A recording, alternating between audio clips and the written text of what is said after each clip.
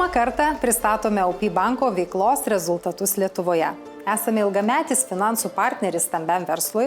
Per pastaruosius metus mūsų verslo paskolų ir lizingo portfelis išaugo 22% ir pasiekė 1,5 milijardo eurų.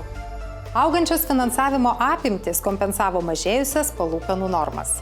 Lietuvos ekonomika toliau augo, nors išorinių rizikų netrūko. Aktyviau veikia gamybos, mažmeninės prekybos, energetikos, informacinių technologijų bei transporto sektoriai. Įmonės išlaikė pozityvų, bet atsargų požiūrį vertindamos pokyčius išorės rinkose.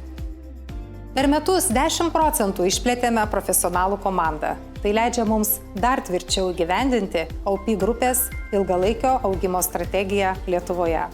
Nuoširdžiai dėkoju mūsų klientams, partneriams ir visai komandai už pasitikėjimą bei bendrą darbą.